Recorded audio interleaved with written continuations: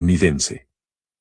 Es que en efecto no se puede decir que este catolicismo sea el catolicismo de la Iglesia de Estados Unidos. Muchos obispos y sacerdotes estadounidenses han protestado contra el americanismo, y desgraciadamente el americanismo cuenta con partidarios en otras partes que en Estados Unidos. El reverendo padre Martín decía últimamente en Etudes, no hace mucho tiempo, nosotros mismos hemos oído a obispos de Estados Unidos, muy patriotas pero también muy católicos, desaprobar del modo más absoluto las tendencias, ideas y artimañas de una escuela que mira, decían, a hacer predominar las opiniones de un pequeño número, en contra de la grandísima mayoría de los obispos, en cuestiones de enseñanza y de conducta. Uno de estos obispos, Monseñor McQuaid, obispo de Rochester, para precaver a su rebaño, un día se sintió obligado a subir a la cátedra de su catedral revestido de adornos pontificales y báculo en mano, para leer una declaración de singular energía contra las artimañas de uno de sus colegas, el más ardiente propagador del americanismo. M. Arthur Preus, director de The Review, periódico católico muy difundido en Estados Unidos, escribía en el mismo sentido al reverendo padre Maignen, permítame agradecerle en el nombre de los millares de sacerdotes y laicos estadounidenses que abominan el americanismo, porque es una doctrina falsa y peligrosa. Intentan engañar, pues, a quienes quieren solidarizar a los americanistas con la Iglesia de los Estados Unidos. Se concibe el interés que tienen por acreditar este error. 2. Estaremos obligados, y ya lo hemos estado, a pronunciar algunos nombres. Es imposible sustraerse completamente a esta necesidad en un estudio de este género, la evitaremos todas las veces que nos sea posible. Igualmente deberemos recordar hechos que muestran que el americanismo, sus tendencias, sus doctrinas y sus peligros de perversión no están tan lejos de nosotros como nos gustaría suponerlo. Si importa ver el peligro cuando está todavía lejos, es un deber imperioso mostrarlo si ya ha tomado pie entre nosotros. Este peligro no es imaginario. El Dr. Bronson, protestante convertido al catolicismo al mismo tiempo que el padre Jeque, dijo en la Review de St. Louis, Missouri, del 23 de diciembre de 1897, debo yo mismo confesar para mi vergüenza y gran pesadumbre que a lo largo de 3 o 4 años escuché con demasiado respeto a estos católicos liberales y liberalizantes, aquí o en el extranjero, e intenté alentar su tendencia hasta donde podía sin separarme absolutamente de la fe y la moral católicas.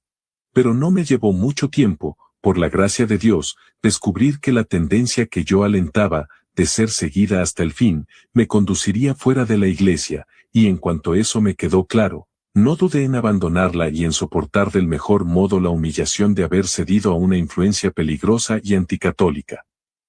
3. Un digno obispo, celoso por mantener en el clero el espíritu eclesiástico y las sanas doctrinas, Monseñor el obispo de Annecy, escribía últimamente, los hombres, laicos o sacerdotes, que se han dado la función de suministrar al clero un espíritu nuevo para los tiempos nuevos, solo se proponen, dicen, procurar el cumplimiento de las voluntades más altas.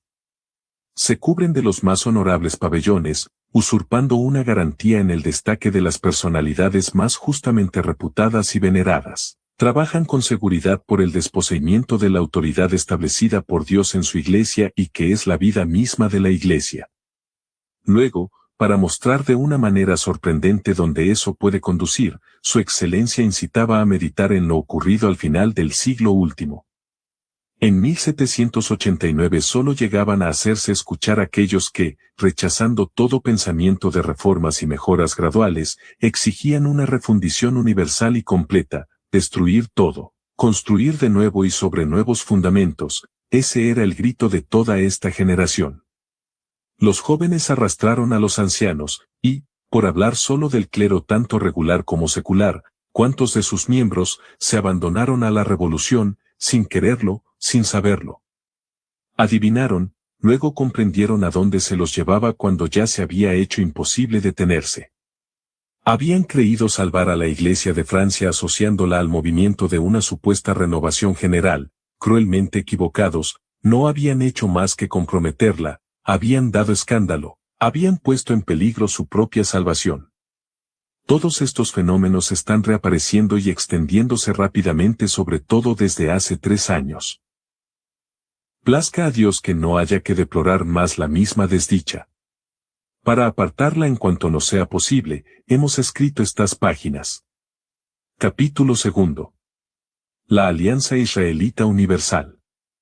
Quienes no conocen la marcha actual del mundo más que por las informaciones que sacan de su periódico, y son los más, sin duda se asombrarán de que, comprometidos a hablarles del americanismo y de un catolicismo estadounidense, empecemos por llamar su atención sobre la Alianza Israelita Universal, entrando así en una cuestión, la cuestión judía, que apasiona al mundo actualmente y que es estudiada desde todos los puntos de vista, pero que solo parece tener una relación muy alejada con el catolicismo estadounidense.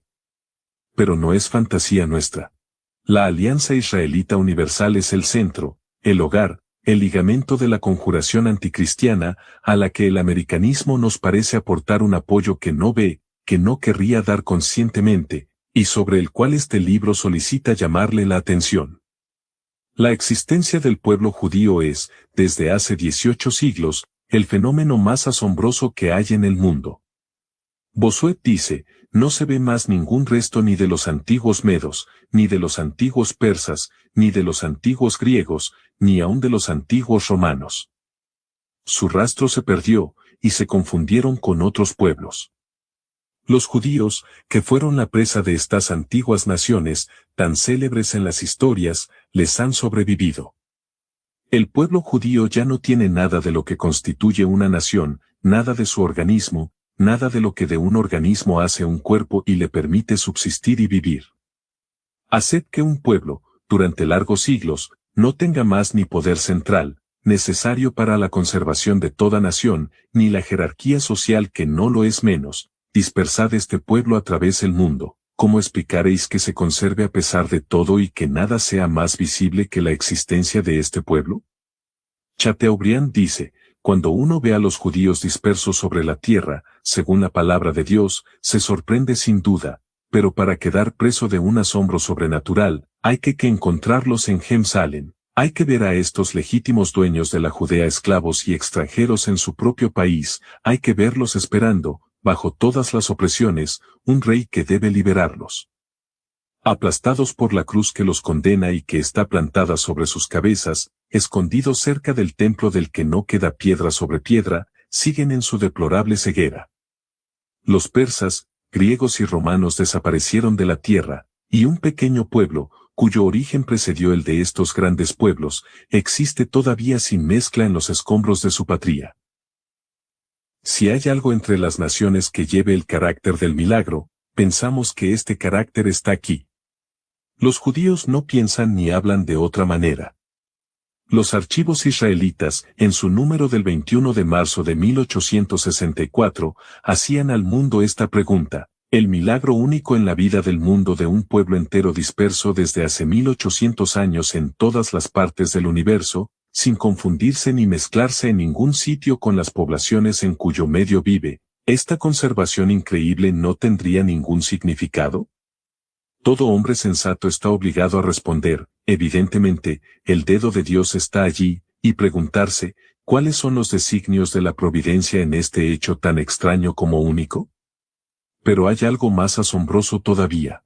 Este pueblo disperso desde hace 18 siglos, objeto durante todo este tiempo del desprecio y de la hostilidad del género humano, entró hace 100 años, por el hecho de la Revolución Francesa, en una vía que pronto lo condujo, si no todavía al triunfo que suena, por lo menos a una situación que le da verdaderamente todo poder en las más poderosas naciones.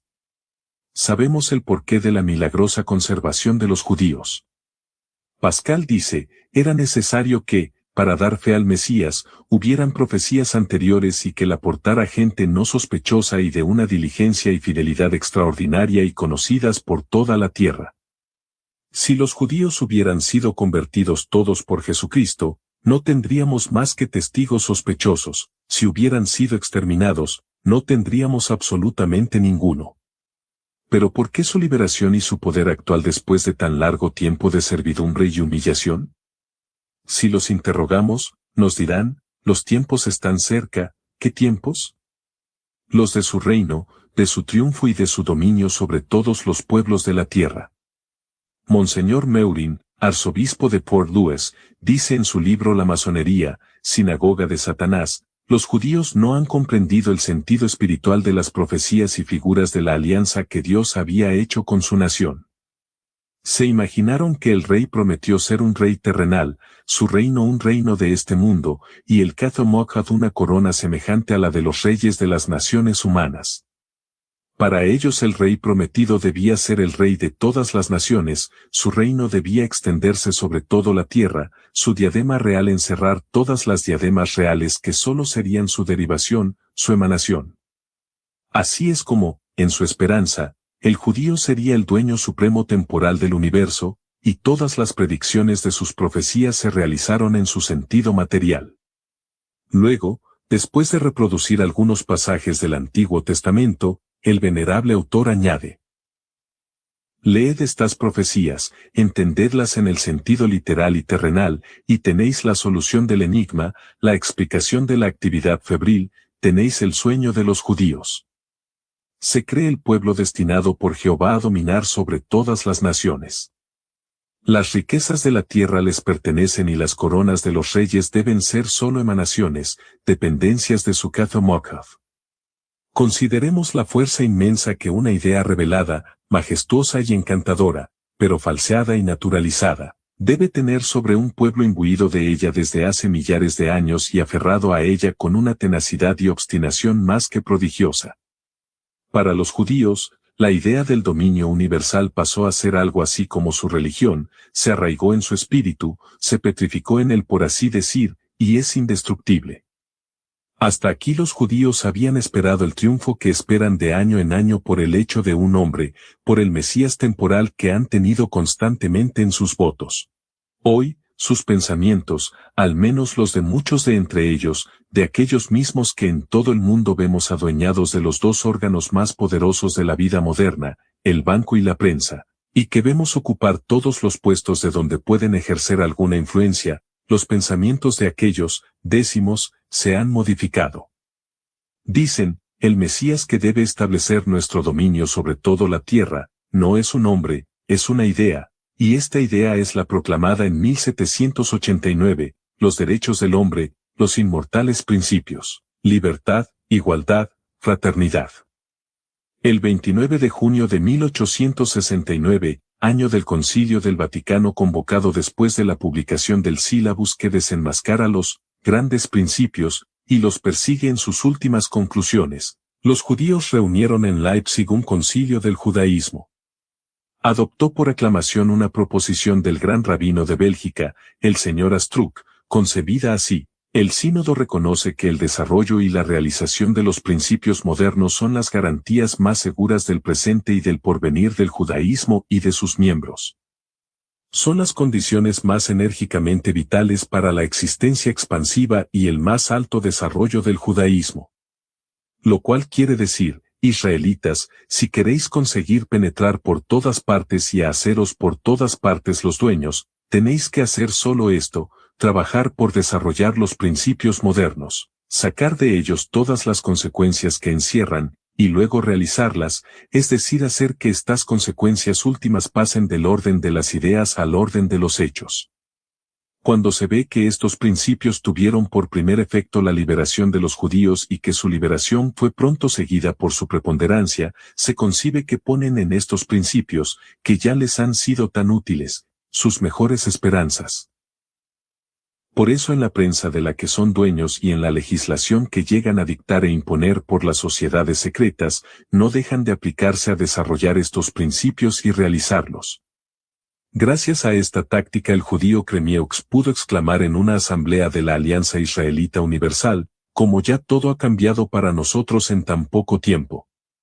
Y Disraeli, primer ministro de Inglaterra durante 40 años, a pesar de su origen julo, después de siglos y décadas de siglos, el espíritu del judío se levanta, retoma su vigor, y hoy día por fin llega a ejercer sobre los negocios de Europa una influencia cuyo prodigio es sorprendente.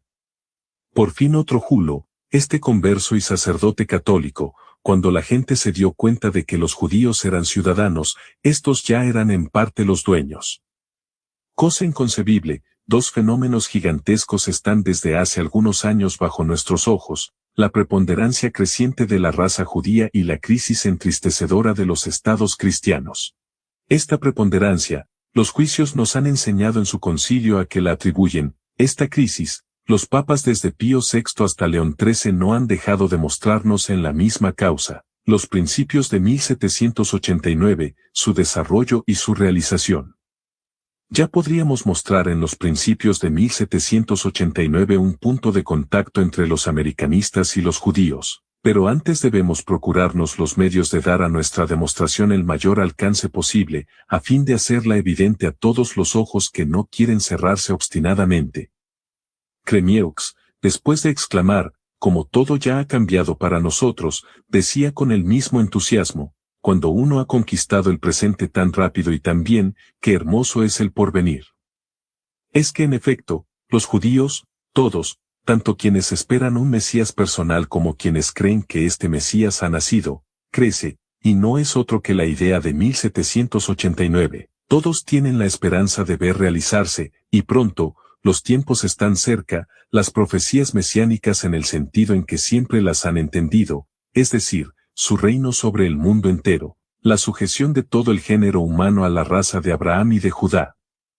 Para eso, se dice ahora, hacen falta dos cosas: uno, que las naciones, renunciando a todo patriotismo, se fundan en una república universal; dos, que los hombres renuncien igualmente a toda particularidad religiosa para confundirse también en una vaga religiosidad.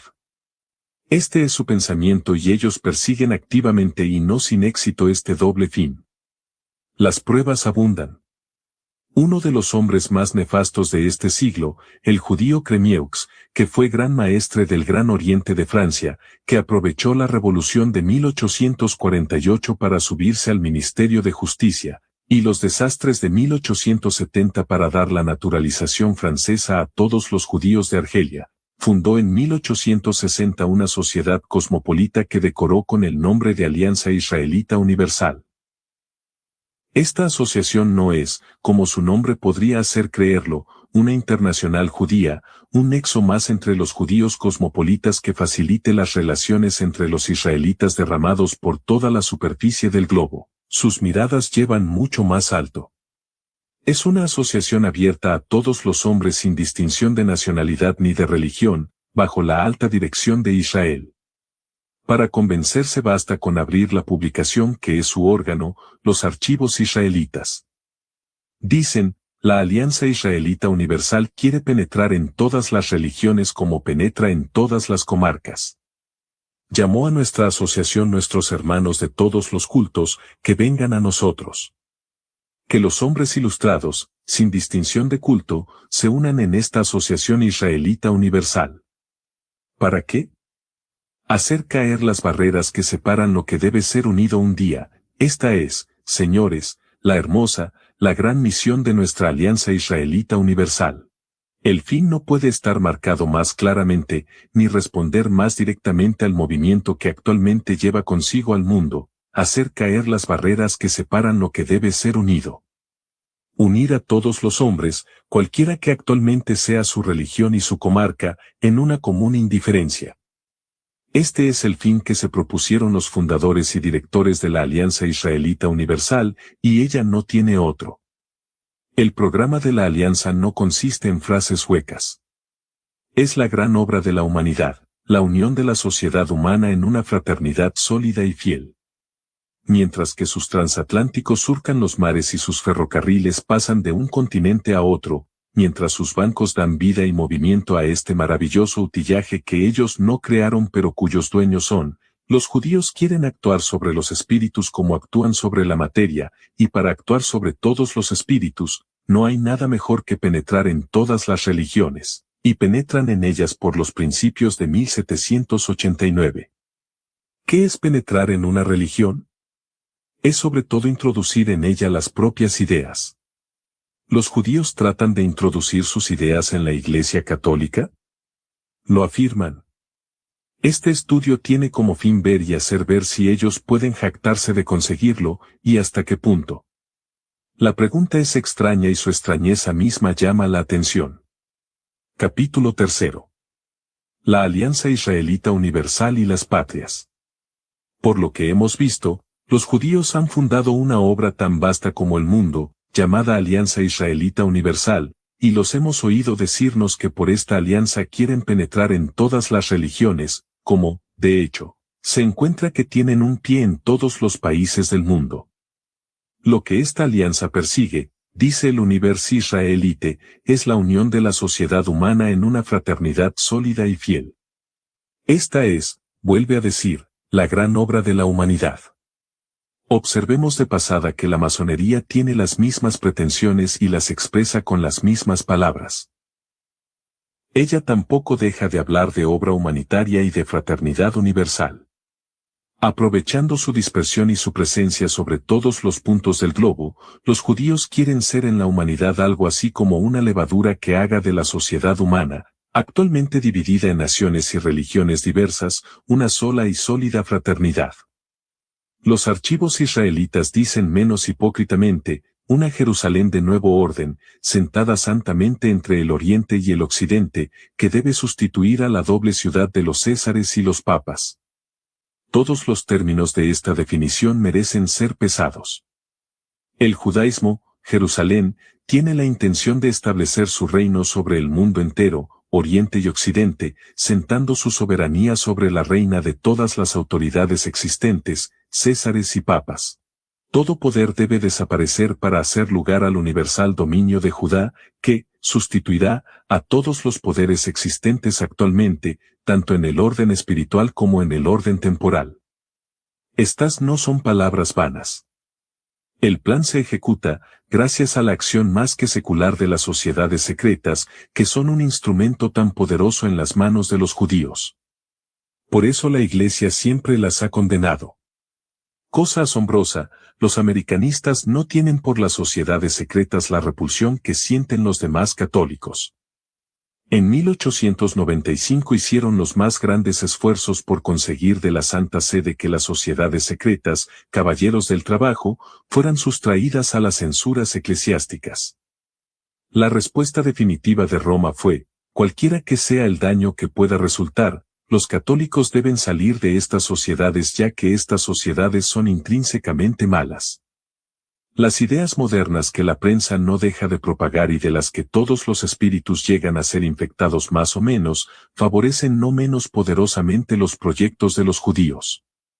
Las ideas preparan la vida a los acontecimientos, más o menos espontáneos, hacen avanzar la obra. Para arruinar la ciudad de los Césares, es decir, las patrias, nada más eficaz que los principios modernos. ¿Cuál es su idea principal? Que hay que abolir toda distinción entre los hombres, que no hay que considerar más en el hombre su calidad de francés, judío o alemán, de cristiano, judío o pagano, sino solo su calidad de hombre y sus derechos en esta calidad, los derechos del hombre. La igualdad, nos dicen estos principios, es la ley suprema, es la única que el justo sentimiento de su dignidad permite a los seres inteligentes aceptar sin desmedro propio. Al fin y al cabo todos los hombres no son sino iguales. Todos se valen los unos a los otros, y, por consiguiente, un inglés no debe ser para un francés sino el equivalente de todo otro francés, un miembro de la misma familia humana, un hermano a quien ni la ley de la naturaleza ni las leyes de la razón no autorizan a preferir a un compatriota. Así sucederá con el alemán o el ruso, el asiático o el judío. El hombre verdaderamente digno del nombre de hombre, deja hoy de ver su patria en una faja de tierra limitada. Todo país, todo pueblo tendrá también en su corazón un mismo derecho, y el único nombre del que tenga que gloriarse, el único que debe halagar su razón, es el de hombre, de ciudadano del mundo entero. No son estas las ideas que la revolución ha esparcido por todas partes, las ideas que la masonería predica sin descanso, las ideas de las que se enorgullece el liberalismo. La realización de estas ideas, realización que el concilio judío marcó como el término de los esfuerzos de Israel, Debe hacer que los pueblos reunidos hasta aquí en cuerpo de nación lleguen a unificarse y a no más formar que una república universal y única. Esta república universal será gobernada infaliblemente por el pueblo judío, el único pueblo verdaderamente cosmopolita, universal, el único que al mismo tiempo resulta ser el pueblo que posee el oro, nervio de todo poder, instrumento de todo dominio. Hace 25 años, el Golos de San Petersburgo acusaba a la Alianza Israelita Universal de ser el esbozo de esta República Universal, el preludio de este gobierno único que Judá se propone establecer sobre las ruinas de los estados cristianos judaizantes. Garnier Pages, ministro de la República en 1848, declaró públicamente que los masones quieren acabar la obra gloriosa del establecimiento de la República, y que esta República era destinada a ser establecida en Europa y sobre toda la superficie de la tierra. Weil, jefe de los masones judíos, escribió: ejercemos una influencia poderosa sobre los movimientos de nuestro tiempo y sobre el progreso de la civilización hacia la republicanización de todos los pueblos. El judío Louis Born decía al mismo tiempo: con mano poderosa hemos sacudido los pilares en que se basa el antiguo edificio de manera de hacerlo gemir. El hermano Rouvier, presentando al gran maestre Garibaldi una diputación cosmopolita en Tours en octubre de 1870, expresaba las mismas ideas. Los republicanos de Tours, unidos a los republicanos de España, vienen a saludar a Us, al gran ciudadano de la República Universal, que más contribuyó a la liberación del pensamiento humano preparando la caída del poder temporal de los sacerdotes. Cuando nosotros, republicanos franceses, italianos y españoles, hayamos vencido al enemigo común, el catolicismo, habremos puesto los fundamentos de esta gran federación humana a la que vendrán a asociarse los demócratas alemanes y que formará los Estados Unidos de Europa. ¡Viva Garibaldi! ¡Viva la República Universal! Cuando en abril de 1860 Garibaldi había ido, con la connivencia de Inglaterra, a hacer una expedición a Sicilia, fue nombrado gran maestre de la masonería italiana y recibió en esta calidad sus instrucciones. Contenían lo siguiente: di ahora con nosotros nuestro juramento supremo, juro no tener otra patria que la patria universal. Juro combatir a ultranza, siempre y por todas partes, los mojones fronterizos de las naciones, los mojones fronterizos de los campos, de las casas y de los talleres, y los mojones fronterizos de la familia. Juro voltear, sacrificando mi vida, el mojón fronterizo donde los feminicidas trazaron con sangre y lodo el nombre de Dios. La patria francesa parece más amenazada, más perseverante y profusamente atacada que ninguna otra, y eso por franceses, al parecer por los mismos que están en el poder o tienen acción sobre la opinión pública.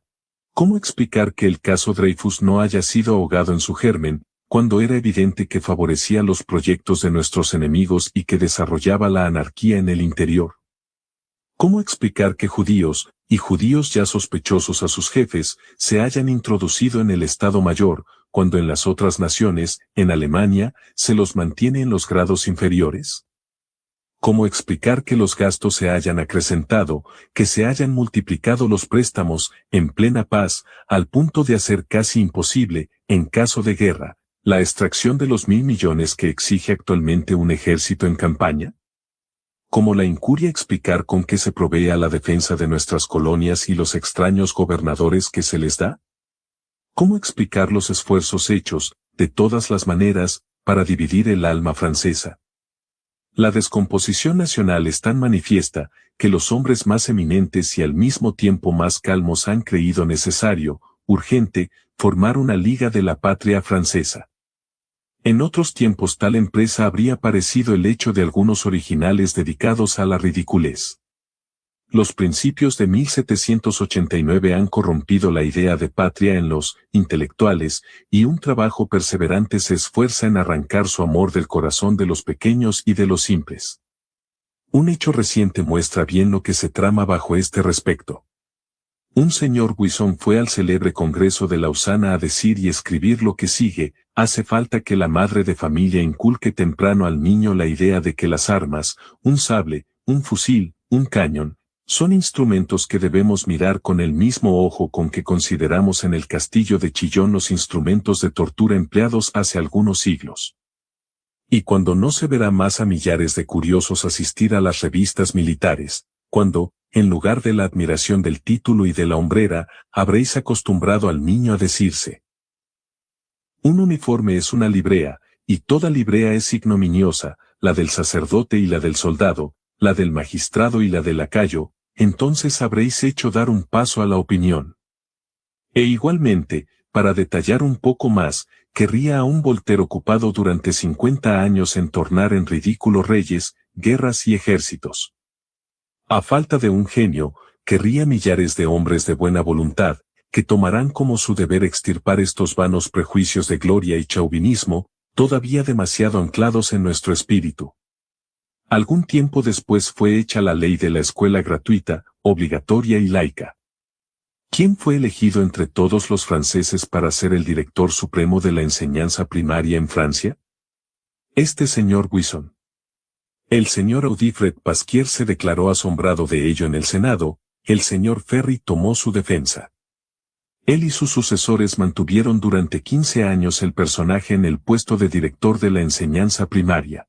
Más tarde, este señor se subió sobre un ataúd para desde allí hacer estallar de nuevo su odio contra el ejército francés, en nombre del sindicato Dreyfus. El ministerio, que habría podido, por lo menos, suspenderlo de sus funciones de profesor del Sorbona, se abstuvo de hacerlo. ¿Qué poder lo protege? ¿Qué influencia mandó darle los medios de derramar sus ideas antipatrióticas en el alma de 2/3 de nuestros niños, obligados a ir a recibir las enseñanzas de aquellos a quienes él forma y dirige? Se ven hoy los efectos de esta educación. El caso Dreyfus reveló lo que ahora está en el fondo de los corazones. Gritos de «Abajo Francia» fueron reiteradamente proferidos en París y en otras partes, y sobre todo por jóvenes, no aislados, sino unidos por una comunidad de ideas que les hizo dar un nombre colectivo, los anunciadores, anunciadores del nuevo orden de cosas que ansían y que no conlleva más patria, pues todas las patrias deben fundirse en la República Universal. Actuar sobre el espíritu de los niños por la enseñanza, actuar sobre el espíritu de los hombres hechos por los periódicos, sin duda es algo, pero si la persuasión es útil, ella pide, para tener toda su eficacia, que venga la acción a juntársele. Los judíos no la descuidan. En marzo de 1864 la revista Archives Israelites incitaba a sus correligionarios a echar una mirada sobre lo que se hacía entonces bajo la inspiración de sus jefes, y sobre el fin hacia el cual ellos dirigían las empresas de que se gloriaban los gobiernos de entonces, obedeciendo tan ciega como dócilmente al impulso oculto de los grandes conductores. Exclamaba con un entusiasmo muy justificado en ella, pero miremos el horizonte y consideremos 3 signos que nos impactan. 3 palabras, 3 cosas tienen el poder de ocupar todos los entendimientos y absorber la atención del tiempo presente: nacionalidades, Congreso, Suez. Pues bien, la llave de este triple problema es Israel, es Jerusalén. Jerusalén da igualmente la llave de la existencia monstruosa de un partido del extranjero que persigue en nosotros la disolución social para hacer de nuestra patria una presa fácil a quien quiera tomarla. Jerusalén da la llave de estos préstamos insensatos que nos han hecho contraer 40 millones de deudas, poniendo así nuestra agricultura, nuestra industria y nuestra existencia misma a la merced de nuestros acreedores. Bajo la inspiración de quien fue hecha la ley de crecimiento, cuyo fin es traer la ruina y muerte de las congregaciones que, por sus misiones y escuelas, difunden por todas partes el amor de Francia? ¿No es un medio seguro de aniquilar nuestra influencia en Oriente al provecho de las naciones protestantes y cismáticas, favorecidas contra nosotros porque Francia es católica, y porque una vez aniquilado el catolicismo, la conjuración anticristiana fácilmente prevalecerá sobre el resto? ¿No habría sido diferente la reorganización de nuestro ejército si no hubiera ocurrido con la preocupación principal de incluir al clero? ¿Y quién tiene interés en debilitar a la vez el cuerpo eclesiástico y nuestro poder militar? El señor Claudio Janet, en la edición que dio de la obra del padre de Champs Las sociedades secretas y la sociedad, dice: nunca, en ningún tiempo, los nombres de nación y de patria, de nacionalidad y de patriotismo, fueron más frecuentemente aclamados ni más enfáticamente celebrados que desde hace más o menos un siglo, bajo la influencia masónica. Y sin embargo nunca los hombres de las sociedades secretas y de la revolución han trabajado más eficazmente para destruir, en todo lo que las constituye, las grandes cosas que estos nombres representan. Y en otra parte, derribar todas las fronteras, abolir todas las nacionalidades, empezando por las más pequeñas, para hacer un solo Estado. Borrar toda idea de patria, hacer común a todos la tierra entera, que pertenece a todos, romper, por la astucia, por la fuerza, todos los tratados, preparar todo para una vasta democracia cuyas razas diversas, embrutecidas por todos los géneros de inmoralidades, serán sólo de departamentos administrados por los altos grados y por el anticristo, supremo dictador que se hizo su único Dios, tal es el fin de las sociedades secretas. Hemos invocado sólo los hechos que acaban de cumplirse, los hechos que todavía están presentes en la mente de todos y que no han dejado de preocupar a los verdaderos franceses. ¿Qué sería si alguien quisiera anotar uno a uno los hechos particulares y los acontecimientos públicos, las tesis doctrinales y los ruidos de opinión que, desde hace un siglo, vienen batiendo en brecha el patriotismo francés? La idea de las nacionalidades nos hizo perder Alsacia y Lorena, y ahora se lanza esta otra idea de los Estados Unidos de Europa frente a los Estados Unidos de América. Cuando solo haya dos unidades en presencia, será fácil ponerlas en conflicto para llegar a la gran unidad humanitaria. Aquí también puede comprobarse un extraño acercamiento entre las ideas de los americanistas y las tendencias de quienes obedecen al impulso dado por la Alianza Israelita Universal. El más ardiente promotor del americanismo, en un discurso pronunciado en 1894 en el Congreso Científico Internacional de los Católicos en Bruselas, decía: hemos pensado que tendríamos la ocasión de dar al mundo entero una gran lección. Cuando estudiamos el mapa de Europa, vemos allí marcadas pequeñas divisiones. Unas líneas atraviesan estos mapas en todos los sentidos. No indican solamente divisiones territoriales, significan también celos, odio, hostilidad, división de los corazones, que se traducen en Dios sabe cuántos millones de hombres armados para destruir el mundo. Ahora, de todas estas naciones, la providencia ha permitido la emigración a nuestro medio. Todas las naciones se encuentran representadas en nosotros, viven mezcladas entre sí, fraternalmente, sin hostilidad ninguna. Es el privilegio que Dios ha dado a Estados Unidos de destruir estas tradiciones de celos nacionales que habéis perpetrado en Europa, para fundirlas en la unidad estadounidense. Lis de esta manera. El americanismo ha recibido de Dios la misión de dar al mundo entero esta lección. Llegaron los tiempos de desdeñar la herencia de los antepasados, abolir las fronteras, echad a todos los pueblos en el crisol de los derechos del hombre para fundirlos en la unidad humanitaria, como nos hemos fundido nosotros, emigrados de todos los países, en la unidad estadounidense. Y la paz reinará en el mundo. Sí, la paz de la esclavitud bajo la tiranía de un hombre o una raza. Como todas las demás ideas de los americanistas, la de la abolición de las fronteras parece sonreír a nuestros demócratas cristianos. En un banquete que se dio el 13 de junio de 1897 en París en el Palacio Real, el reverendo padre Guy Daud brindó, por la democracia cristiana de todos los países. Expresó la esperanza de que, el Partido Demócrata Cristiano tendrá un día sus congresos internacionales. Pero la defensa de las patrias, por alto que sea el interés que este tema presenta, no es lo de que queremos ocuparnos principalmente aquí. Una pregunta más importante llama todavía nuestra atención. Si hemos dicho una palabra del peligro que corre la patria, es para mostrar que si el programa de la Alianza Israelita Universal no es letra muerta sobre este primer punto, es razonable presumir que tampoco lo sea sobre el segundo. Capítulo 4. La Alianza Israelita Universal y el cristianismo.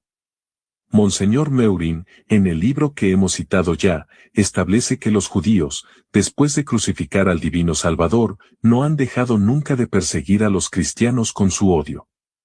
Han sido las inspiradoras reales de todas las herejías.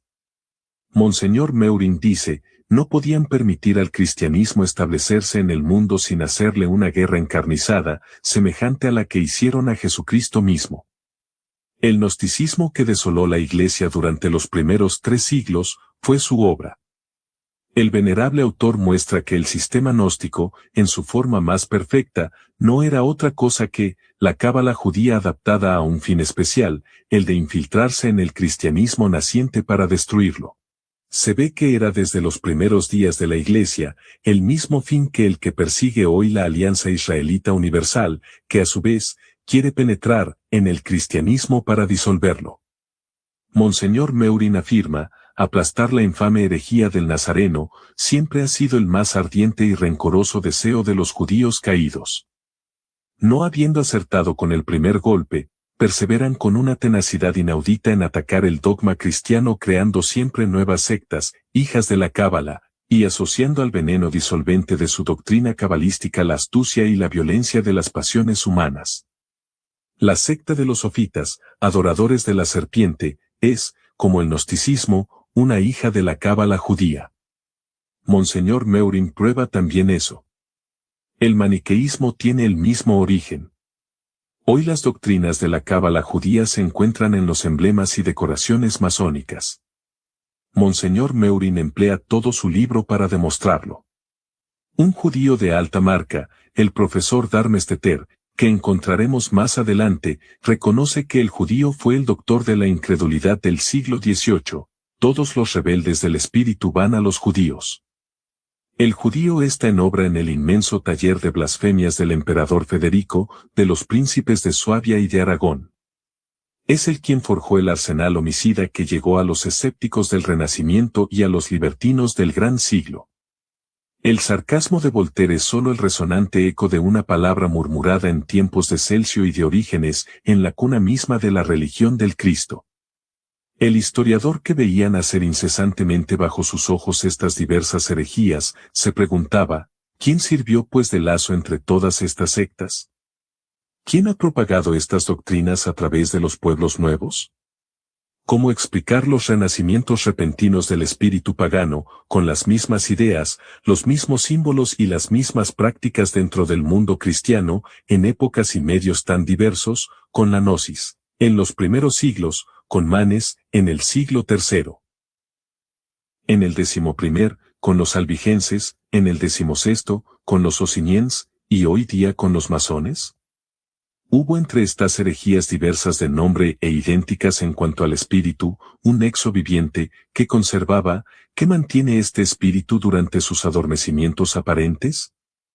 Será el honor de Monseñor Meurin haber sido el primero en hacer hincapié sobre un examen serio de los documentos, una respuesta que otros solo habían entrevisto. Para él, el agente de transmisión de los errores antiguos a través de las edades hasta el mundo moderno, el verdadero fundador de las herejías, su inspirador secreto, antaño como hoy, desde los gnósticos hasta los masones, es el judío. El apóstol San Juan señalaba su obra en el siglo I en los mismos términos que Monseñor Meurin en el siglo XIX, la sinagoga de Satanás. El mismo prelado exclama, qué figura extraña de la humanidad que es este pueblo de Israel. Qué grande y majestuosa es su historia mientras marcha con el Señor. Qué grande es también y sobre todo terrible en su odio contra el Mesías al que desconoció y mató en la cruz. El obispo concluye, el judaísmo, la apostasía, los vicios y las pasiones, bajo la dirección superior de Lucifer, escalan juntos al asalto de la Jerusalén celestial, esperando conseguir por fin con sus batallones reunidos lo que hasta hoy no consiguieron con ataques separados. Es su supremo esfuerzo antes de declararse vencido y rendir las armas. Esperemos todavía un poco. La esposa del Salvador está acostumbrada a vencer por el sufrimiento. Imita en todo a su divino esposo. La masonería, esta nueva sinagoga de Satanás, será, como la antigua sinagoga, vencida por la cruz. Bienaventurados quienes no hayan doblado la rodilla ante Lucifer ni ante su ídolo. Es verdad, según la predicción de Jesucristo antes del fin del mundo habrá una última batalla librada a la Iglesia por el Anticristo en persona. Antes de la suprema catástrofe, la Iglesia debe celebrar su más hermoso triunfo por la conquista de todas las naciones y su sumisión a la dulce y santa ley del crucificado. Estamos todavía muy lejos del fin. El mundo ha hecho todavía demasiado poco para haber merecido ser creado. Aceptemos el augurio, pero mientras tanto no apartemos la mirada del trabajo que se cumple hoy en el mundo cristiano bajo la misma inspiración que en los siglos pasados y por las mismas manos. Actualmente hay algo que parece deber llamar particularmente la atención, como medio adoptado en la hora presente por los enemigos del cristianismo para llegar a sus fines. Después de 18 siglos de inquebrantable fijeza en sus creencias y prácticas religiosas, Israel se sacude. Se ve a muchos judíos hacerse filósofos, librepensadores, sin tener ya con los judíos del Talmud otro contacto que el de la raza y la sangre. Se las llama liberales en oposición a los tradicionalistas. Se dan la calidad de reformadores. A quienes se llama reformadores, dicen los archivos israelitas, quieren deshacerse de golpe de todas las trabas y el Talmud se ve rechazado. Los liberales reformadores se reclutan sobre todo entre quienes habitan nuestras comarcas, quienes han bebido en la copa de nuestra civilización. Con todo, no hay que creer que renunciando a las creencias y prácticas religiosas de sus antepasados, renieguen su raza y abandonen sus pretensiones al dominio sobre todos los pueblos de la tierra. No, ellos rivalizan con los ortodoxos por mantener muy alto y muy firme el estandarte de Israel. Pero pretenden contra estos que la transformación del judaísmo a la que se han comprometido es necesaria para el cumplimiento de sus destinos. Dicen a los judíos ortodoxos, vuestras observancias anticuadas impiden al judaísmo hacerse aceptar y así nos hacen faltar al proselitismo que debemos ejercer. Así pues, si los talmudistas difieren de los liberales, es solo en el punto de saber cuál es el mejor medio que emplear para servir a la misión que Israel pretende haber recibido. Conocemos esta misión, es preparar las vías a aquel a quien esperan con ansia, su Mesías. Los talmudistas siguen esperando un Mesías en carne y hueso que los hará dueños del universo, los liberales dicen que no hay otro Mesías que esperar sino la revolución, cuyos principios disuelven todas las sociedades y preparan su universal imperio. Para difundir estos principios modernos, para hacerlos dar los frutos esperados, estiman necesario deshacerse ellos mismos de las observancias a las cuales sus padres se habían sometido cuando creían que su fidelidad apresuraría la llegada del Mesías personal. Es un equipaje voluminoso, y además el judío a la antigua moda no podía hacerse aceptar. Hace falta conseguir sin embargo hacerse aceptable por los grupos humanos con los que quiere ejercer un proselitismo. ¿En qué consiste este proselitismo? ¿Incitar a fieles de las diversas religiones a entrar en el judaísmo? A los judíos nunca se les ocurrió hacer esta clase de proselitismo, ellos se consideran un pueblo, una raza aparte, la primera aristocracia del mundo, los únicos hombres verdaderos. Nunca tuvieron la intención de elevar hasta ellos a seres que de humanos no tienen más que la apariencia. Lo que tienen en vista es el dominio. Para establecer este dominio, no basta con aniquilar el patriotismo en los corazones, hace falta además y sobre todo apagar la fe religiosa, pues nada da al hombre tanta dignidad e independencia como su unión con Dios por la fe y caridad, hace falta llevar a los hombres a lo que uno de ellos ha llamado muy bien, la Iglesia del librepensamiento religioso. Admirad este acercamiento, librepensamiento y religión. Saben que el hombre es naturalmente religioso, y que no se puede destruir su naturaleza. Hace falta contentarse pues, y basta con traer a los hombres de todas las religiones a una religiosidad vaga donde cada uno creerá lo que le agrade creer y rinda a la divinidad el culto que le será conveniente rendir.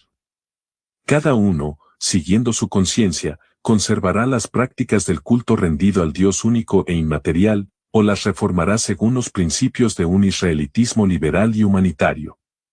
Gracias a la amplitud de esta libertad práctica, el progreso brotará y la religión universal resaltará sin que ninguna conciencia haya sido perturbada realmente. Aquí tenemos otra palabra muy característica, y que acaba de iluminar el pensamiento de Israel y el fin que persigue, religión universal.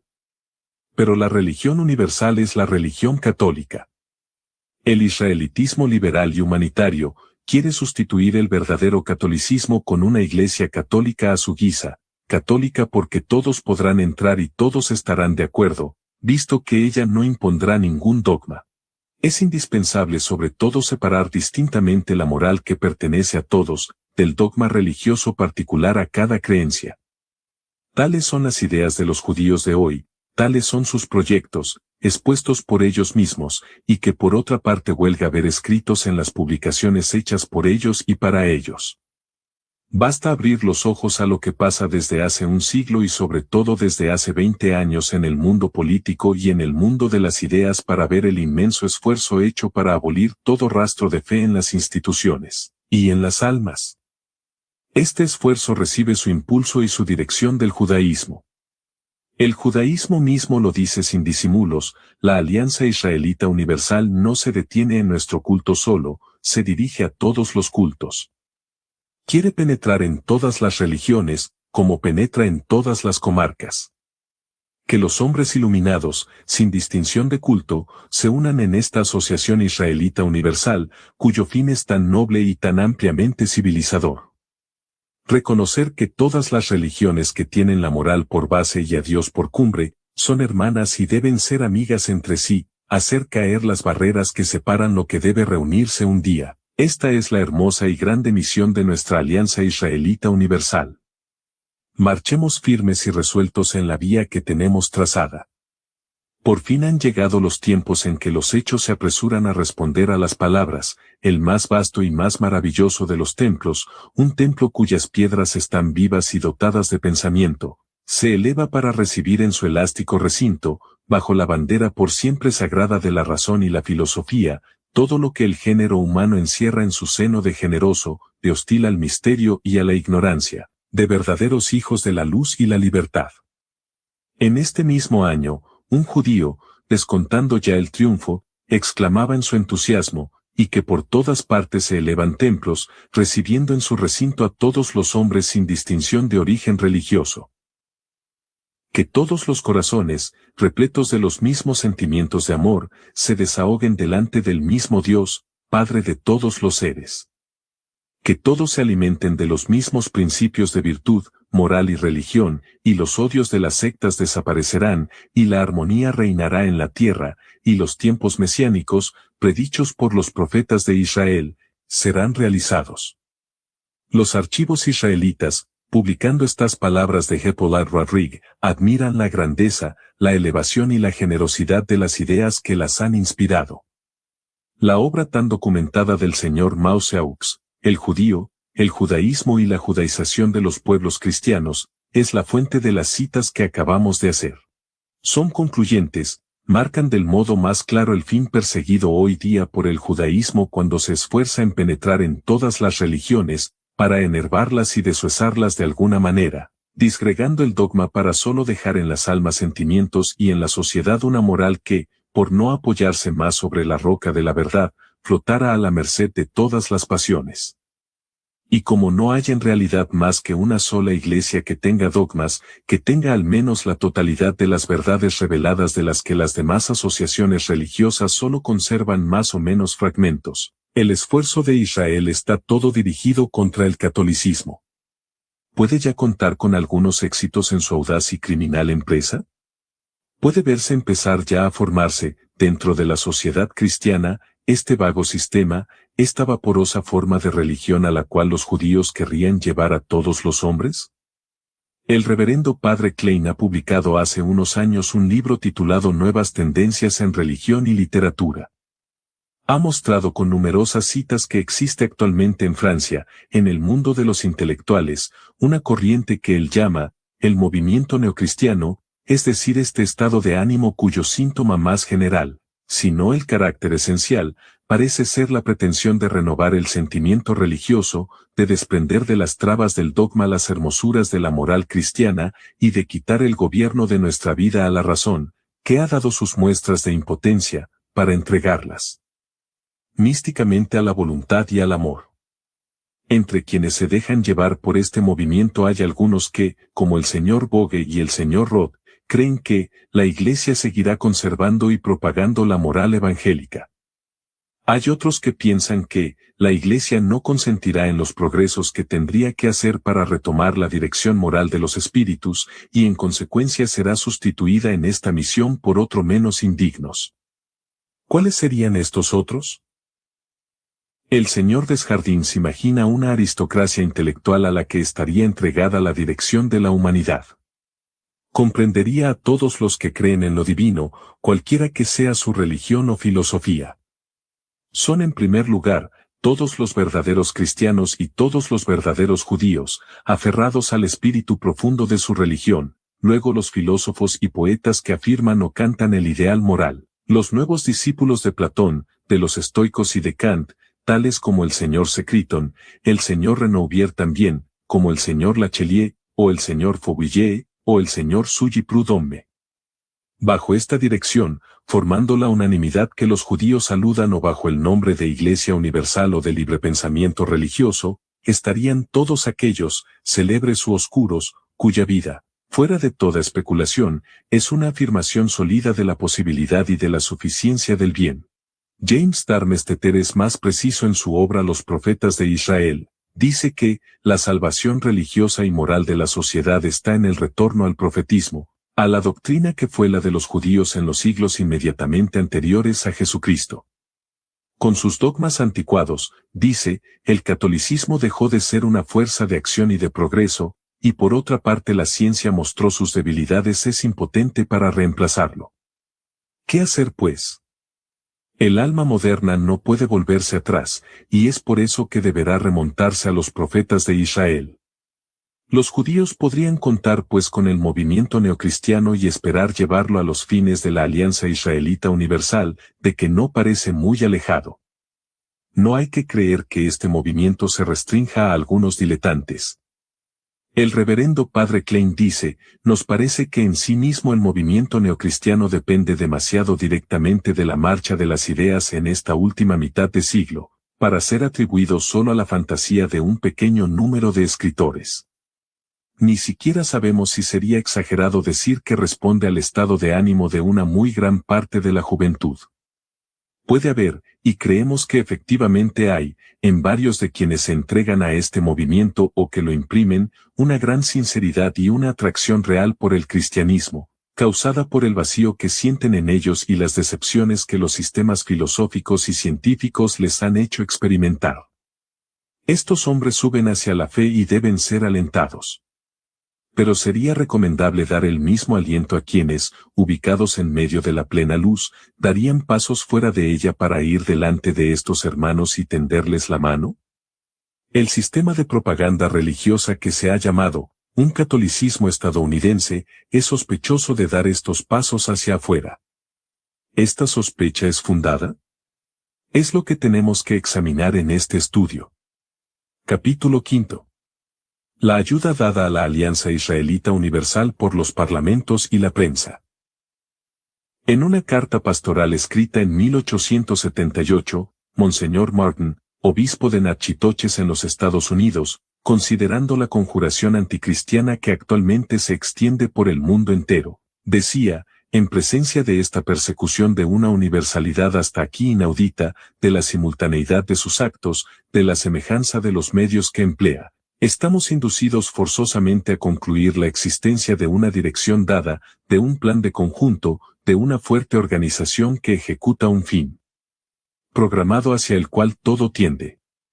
Sí, existe esta organización, con su fin, su plan y la dirección oculta que obedece, sociedad compacta a pesar de su diseminación por el globo, sociedad mezclada a todas las sociedades y que no depende de ninguna, sociedad de un poder sobre todo poder, exceptuado el de Dios. Sociedad terrible, que es para la sociedad religiosa como para las sociedades civiles y para la civilización del mundo, no solo un peligro, sino el más temible de los peligros. Esta sociedad compacta aunque diseminada por el globo, este poder sobre todo poder que Monseñor Martin se limita a designar, es algo que hemos creído poder nombrar y mostrar el instrumento que creó con miras a organizar por todas partes la conjuración contra el cristianismo. Ya hemos visto cuál es la naturaleza de su acción y por qué medios se esfuerza en disolver por todas partes la patria y la religión para establecer su reino sobre las minas de ambas. Debemos considerar ahora a los auxiliares que supo darse. El fin de la Alianza Israelita Universal, hemos dicho, es llevar a los hombres de todos los países a renunciar a todo lo que hay de positivo en la religión que profesan, para conseguir enrolarlos a todos en una catolicidad nueva, la Iglesia del libre pensamiento religioso. Sería una religión vaga, indeterminada, sin otro dogma ni otro culto que los que gustaría a cada uno adoptar, religión universal, pues todos se encontraran en ella en la nada de la fe, como los verdaderos católicos están unidos en la confesión de un mismo símbolo y en la posesión común de todas las verdades que ha agradado a Dios revelarnos. Los judíos no solamente han formulado esta pretensión, sino que ellos mismos, en gran número, han entrado en esta vía, han renegado el Talmud, se han deshecho de todas las trabas judaicas, hacen profesión de libre pensamiento, para hacerse aceptar más fácilmente y poder arrastrar a los demás a lo que llaman un israelitismo liberal y humanitario. Dicen, somos el tipo absoluto de la democracia religiosa, cada uno de nosotros es el juez supremo de su fe. Su transformación, que bastaba para darles los medios de hacerse aceptar, no bastaba para servir de ejemplo y arrastrar a otros. Han organizado con este fin la Alianza Israelita Universal, penetrar en todas las religiones. Hacer caer todas las barreras que nos separan, esta es la gran y hermosa misión de nuestra alianza. Marchemos en esta vía, firmes y resueltos. ¿Qué cómplices busca la alianza que le ayude a alcanzar sus fines? En primer lugar actúa cerca de los reyes y los parlamentos y se aplica a ejercer sobre ellos, esta singular, infatigable y tan misteriosa influencia, que el señor Mao Zedong señalaba ya en 1869. ¿Qué les pide ante todo y por encima de todo? La laicización. No hay nadie que no vea, que no pueda ver el esfuerzo prodigioso hecho desde hace un siglo para laicizar todo, es decir, para quitar a toda costa y a todo hombre todo carácter religioso. Ya en el origen mismo de la revolución, Maistre había observado que ese era su carácter esencial. Decía, examinad todas las empresas de este siglo, y los veréis, a estos hombres de la revolución, constantemente ocupados en separarlas de la divinidad. Sería demasiado largo mostrar aquí los múltiples aspectos bajo los cuales se presenta esta cuestión de laicización o secularización, ella se extiende a todo, y todos los órganos gubernamentales, si no todas las fuerzas de la sociedad, están empleados a hacerla triunfar. El señor Klein empieza el 6º capítulo de su libro Nuevas tendencias en religión y en literatura con estas palabras: laicizar el cristianismo es exactamente lo que desea la grandísima mayoría de los cristianos de letras. Esta fórmula es el más exacta y más precisa que pueda encontrarse para definir el movimiento que estudiamos, el movimiento neocristiano, y así ha de ser. La laicización ha de estar en primer lugar en las mentes para poder producirse en los hechos. Y para que esté en la mente de la multitud, hace falta que su idea venga de arriba, que haya sido sembrada en las mentes vulgares por quienes hacen la opinión. Pues bien, quienes hacen la opinión actualmente son sobre todo los judíos, ocupan las principales cátedras de la enseñanza superior y dirigen la prensa. Por otra parte, mirando desde cerca, encontramos que los judíos son también los que inspiraron las leyes y las medidas de laicización. Los ejemplos recientes están todavía en todas las memorias. Hay uno que se remonta a 1866. Una ley había sido hecha en 1814 para proteger el descanso del domingo. A la fecha que acabamos de indicar, los archivos israelitas decían, no hay ni transacción ni conciliación posible. Si se deja nuevamente esta ley en pie, es lícito decir que los inmortales principios que brillan en el frontispicio de nuestra revolución sufren una derogación tanto bajo el respecto de la libertad de conciencia como bajo el del principio de igualdad. La ley de 1814 fue abrogada en cuanto la masonería hubo llegado al poder. Después, todos los esfuerzos hechos para asegurar a los obreros el descanso del domingo fueron impotentes. Se quiere, sí, un día de descanso por semana, pero sin fijarlo en el mismo día para todos. Lo cual es absolutamente necesario, porque entonces la elección del domingo se impondrá. Un diputado sacerdote, tenido en verdad de americanismo, como lo veremos más adelante, subiendo a la tribuna para reclamar en favor de los obreros entregados a los trabajos de la exposición el descanso necesario, no se atrevió a hablar más que de descanso semanal. Pero el esfuerzo más enérgico y más sostenido es el que se dedicó a la laicización de la enseñanza. No es cosa prodigiosamente asombrosa ver a todos los estados, católicos o protestantes, monarquías o repúblicas, promulgando aproximadamente al mismo tiempo las mismas leyes para imponer la neutralidad en el punto de vista religioso en la enseñanza de la juventud. Pero también, ¿qué sería más eficaz que esta neutralidad escolar para alcanzar el fin mirado por la Alianza Israelita Universal? Los niños educados en la ignorancia de las verdades religiosas y en la indiferencia con respecto a los deberes debidos a Dios, pertenecen por ese mismo hecho al israelitismo liberal y humanitario. Son los elementos hechos especialmente para la religión universal, para este nuevo catolicismo que debe permitir el cumplimiento de los destinos de Israel.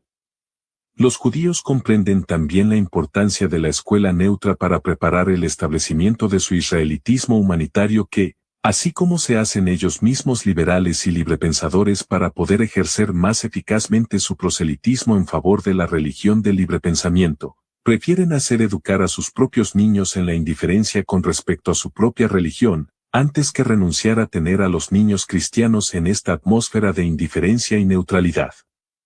Es muy instructivo lo que al respecto pasó el año pasado en Viena. El Consejo Escolar de la capital del Imperio Austriaco, infringiendo la ley de neutralidad, ordenó hace unos meses la institución de escuelas confesionales, es decir, de escuelas judías para los judíos y escuelas cristianas para los cristianos. Esta resolución fue aprobada por el Consejo Provincial y puesta en ejecución a la apertura de las clases del año escolar 1898-1899. Esta medida habría parecido merecer que la acogieran con igual alegría los judíos y los cristianos. Pero no. Según la expresión de la voz de Trento en respuesta a la Neue Freie Presse, puso patas arriba las tribus de Israel. Apenas la resolución hubo sido votada por el Consejo Municipal de Viena, la prensa judía hizo lo posible y lo imposible para que el Consejo Provincial le negara su aprobación. Y cuando, a la apertura de las escuelas, se hizo la separación entre niños judíos y niños cristianos, los judíos convocaron una gran asamblea para protestar contra esta medida y pedir al gobierno restablecer el estado de cosas anterior. En esta asamblea, se vio estallar el disentimiento que hemos señalado entre judíos ortodoxos o tradicionalistas y judíos liberales o reformadores. Estos, que se deshicieron ellos mismos de todas las trabas judaicas y rechazaron el Talmud, para hacerse aceptar y para trabajar más eficazmente en penetrar en todas las religiones para establecer sobre sus ruinas un israelitismo liberal y humanitario, quieren que los niños cristianos sean educados en la neutralidad religiosa, para poder enrollarlos en la iglesia del libre pensamiento religioso.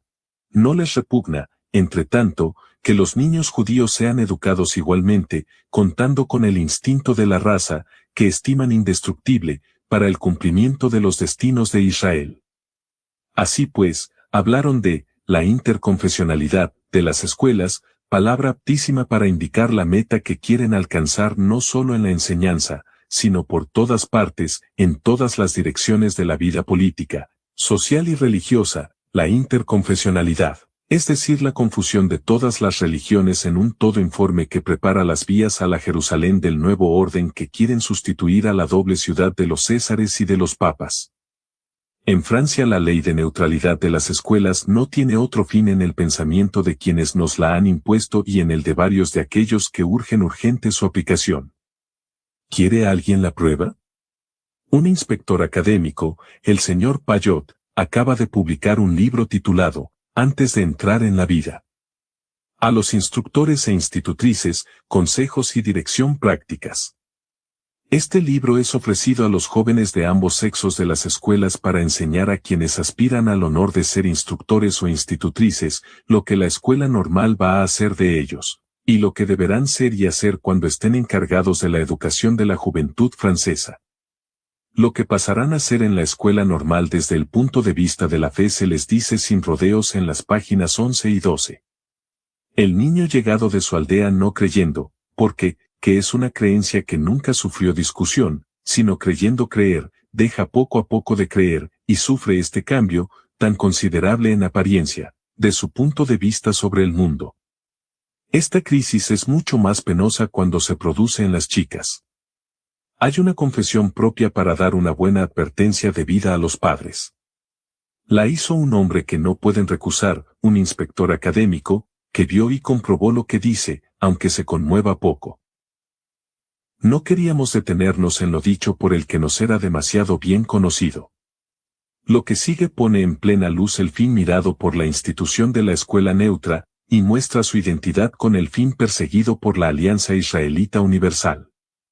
Después de decir que los alumnos de las escuelas normales pierden infaliblemente la fe en ellas, el señor inspector Payot dice que es necesario reemplazar la fe por una muy fuerte cultura moral independiente de toda enseñanza confesional. No nos dice, y por buenas razones, por qué medios producirá esta fuerte cultura moral poniendo de lado toda enseñanza, todo freno, toda práctica sacada de la religión. Pero tomando el lenguaje de la Alianza Israelita Universal, dice que esta cultura moral es también una fe, una religión, pero una religión superior a todas las demás, y en la que todas pueden y deben confundirse. Debemos ponernos en un punto de vista superior a las religiones particulares y que no imponga a la razón y a la más absoluta libertad de pensar ningún sacrificio. Al lado, y no tememos decir encima de las religiones que dividen a los espíritus, hay lugar para una religión de veras universal, aceptable para todos los espíritus pensantes y que encierra las religiones particulares como el género encierra las especies. ¿No son acaso estas las palabras de los archivos israelitas?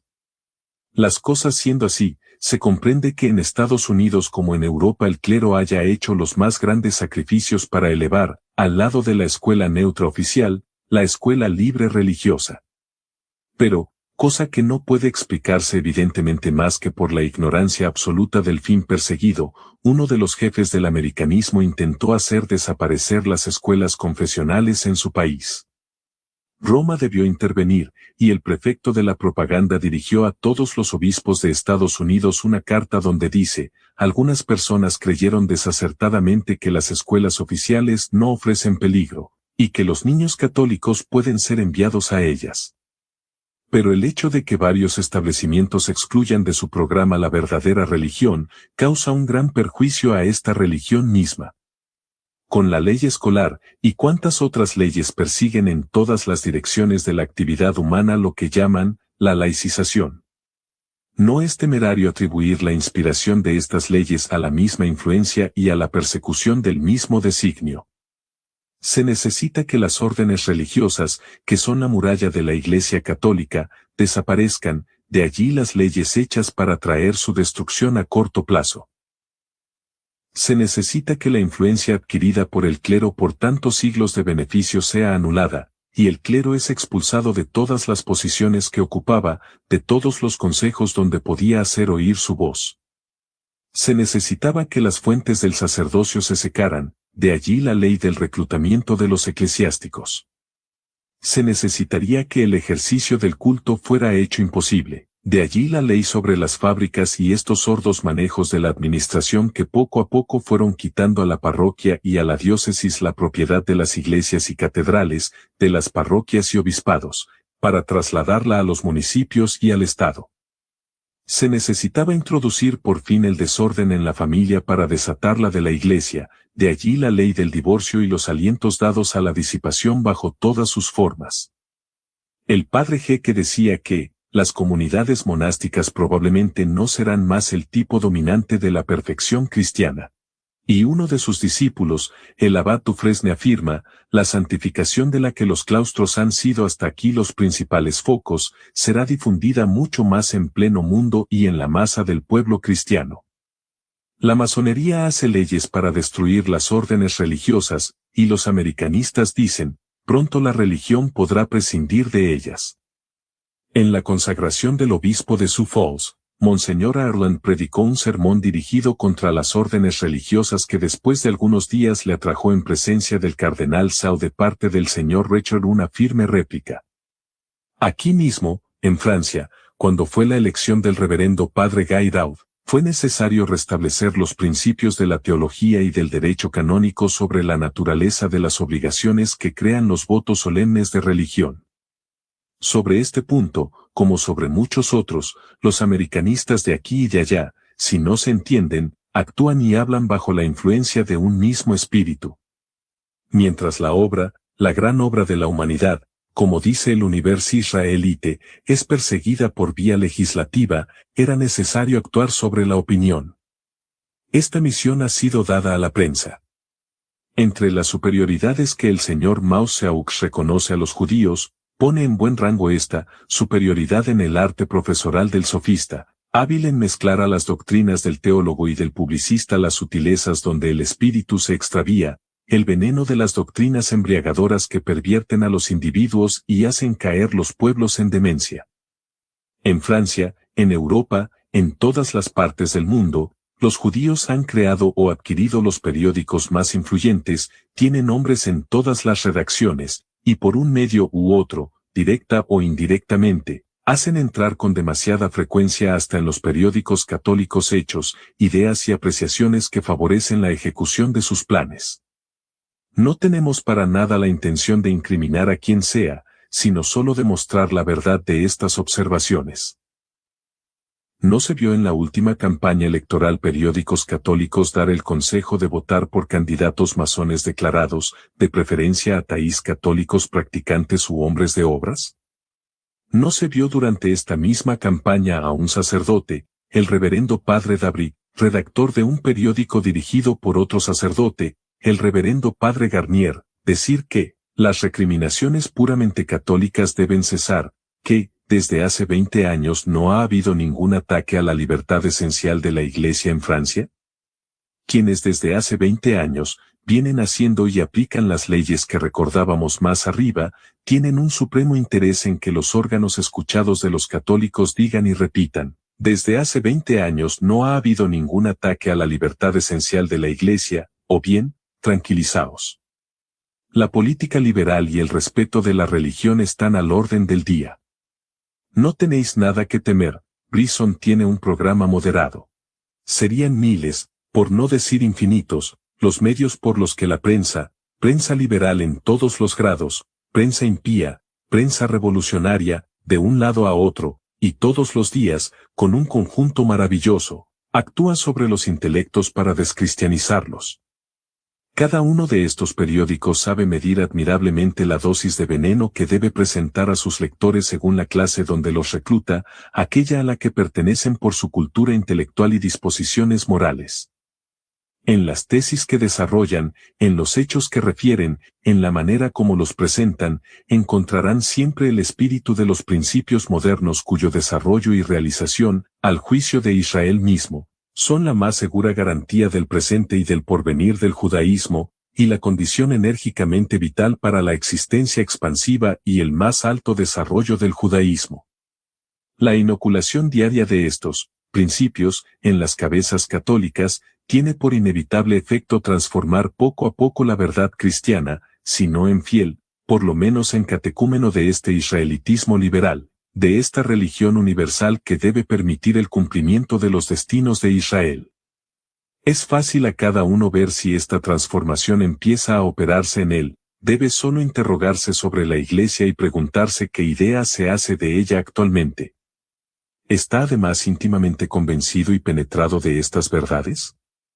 Que Dios fundó con sus propias manos una sociedad espiritual a la que todos los hombres están llamados, y que es la única que posee todas las verdades reveladas y todos los medios de salvación, que esta sociedad es perfecta en sí misma, como que recibió también de Dios una constitución que le es propia, sobre la cual la sociedad civil no puede nada, que tiene el derecho de regirse por sus propias leyes esta sociedad, y que toda traba, toda coacción ensayada contra ella, de donde quiera que venga, es criminal, sacrílega, impotente a crear ningún derecho. Destruir estas nociones en el espíritu de los católicos es en lo que se encarnizan todos aquellos que, sabiéndolo o no, trabajan para la gran obra. El americanismo mismo vendría también a dar a esta obra un